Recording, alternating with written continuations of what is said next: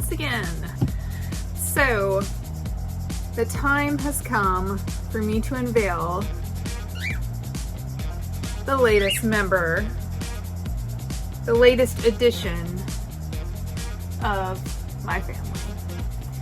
And that, my friends, is none other than Piper the Cockatiel.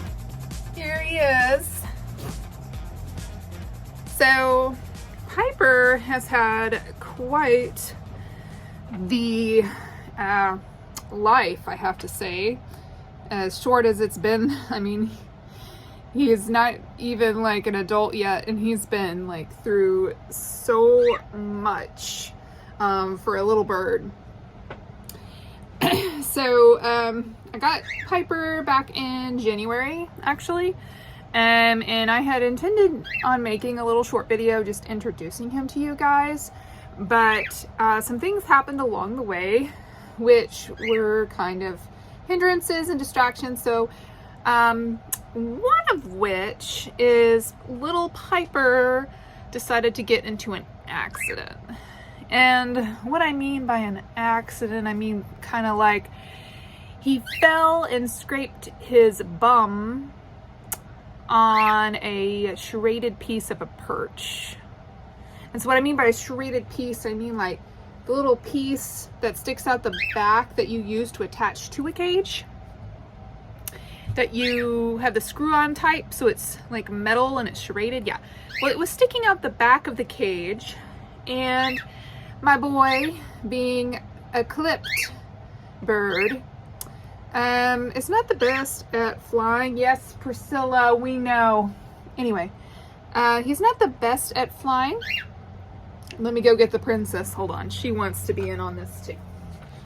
All right, Priscilla, how about you tell him the story? You tell him the story, Priscilla. Go ahead.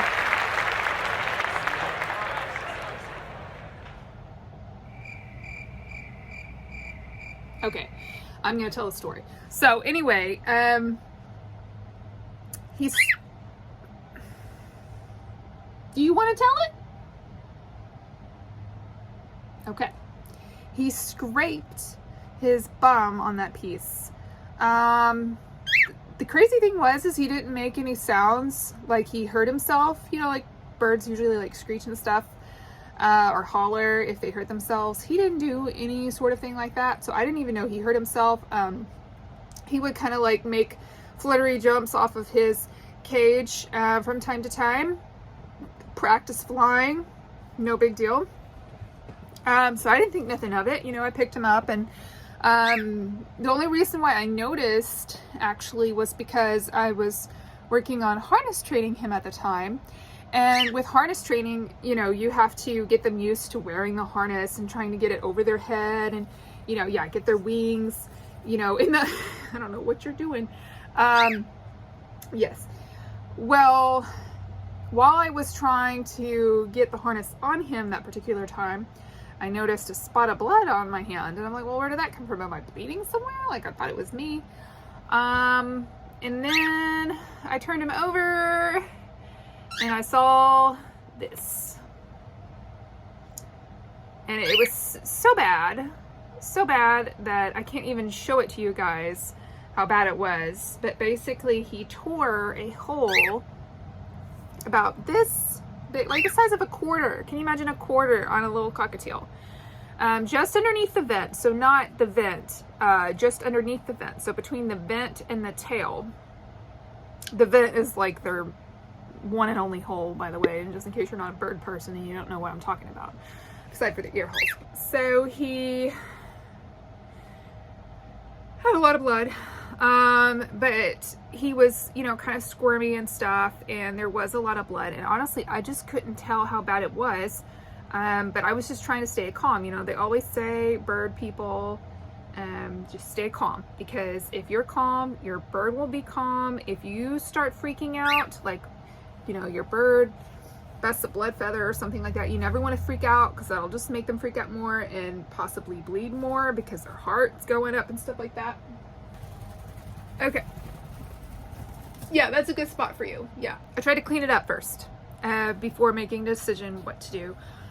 And best I could tell, it was fairly deep. So it was a Sunday, and where I live, there's not like really a good avian vet nearby anyway, and it was a Sunday. So I'm like, great, I'm gonna have to find like an emergency vet that can take a bird. You just pooped all over my computer. Okay, so emergency vet time. So I called the vet that I normally go to, and it's about an hour away, and they said, okay. And unfortunately, my vet was visiting her mother somewhere and having lunch, and I felt really bad for disturbing her. But of course, she was telling me that, you know, she thought that maybe it would be okay, that it wouldn't be a problem. But she said, if you're uncomfortable and you think it's really bad, please bring him in. So I did, and it wound up being a good thing. It wound up being a good thing because it was worse than what she and I both thought. Since he wasn't hollering or, acting like he was miserable or screaming or anything, and just kind of being chill about it, she wasn't thinking, from my description, that it was going to be that bad. Like maybe she was thinking, well, maybe he just busted a blood feather down there. But no. Essentially what happened is when he fell on the metal piece, it just ripped a whole wall of tissue off of him, and he needed stitches. He needed 3 stitches. Can you imagine like putting 3 stitches in a little bird like this? Yes. It was crazy, and I was very nervous because she couldn't give him stitches without putting him under gas, and of course it's very risky anytime you have to put a bird on gas, especially like a bird this size, very small. It's very risky. You really don't want to have to put them under some kind of anesthesia unless you have to, because sometimes they just don't wake up. But it needed to be done, so she put him on the gas, she got the stitches in him, and it took 3 stitches.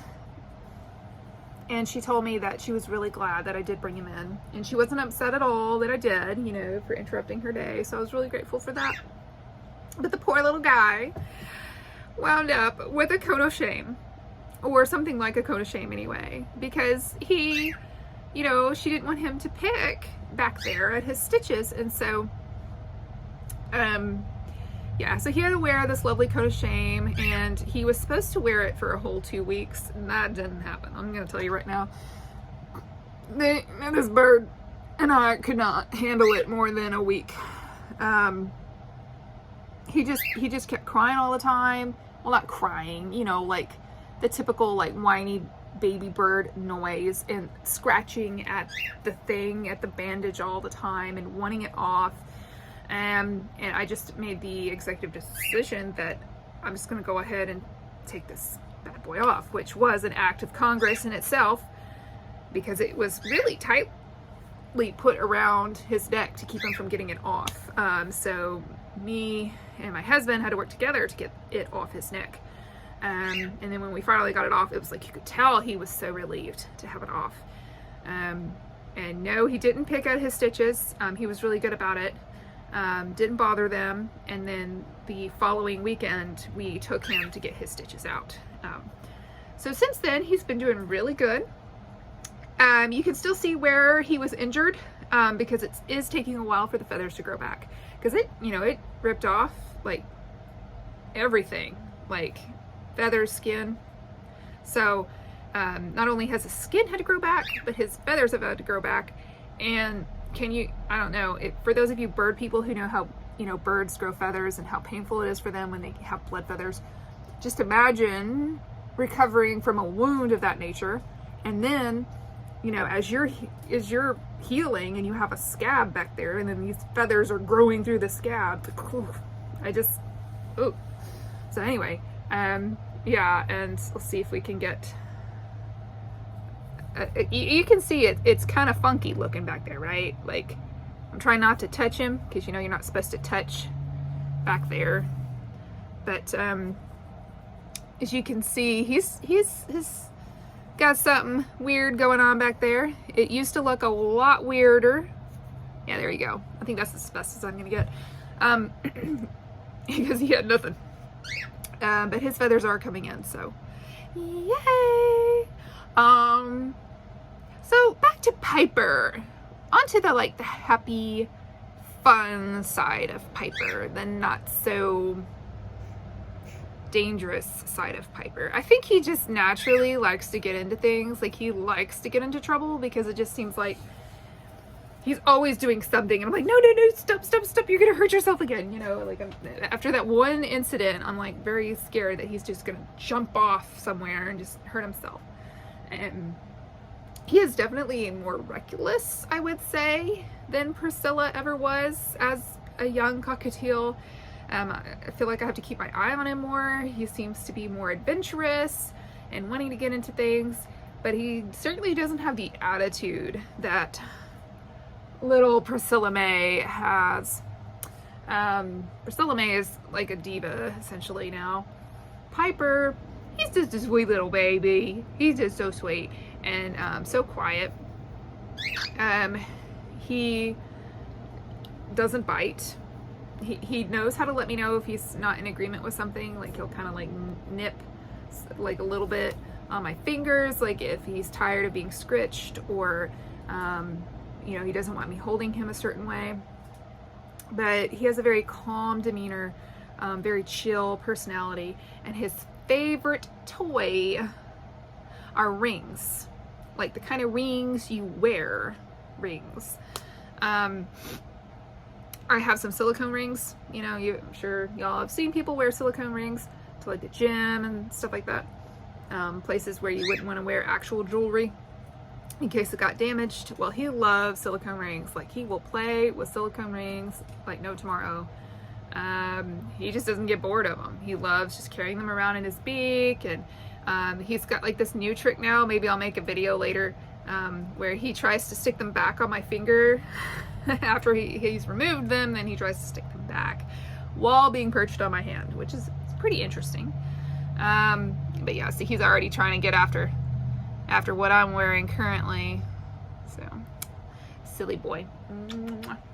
Now, Piper, we believe to be male, and we're pretty sure he is male.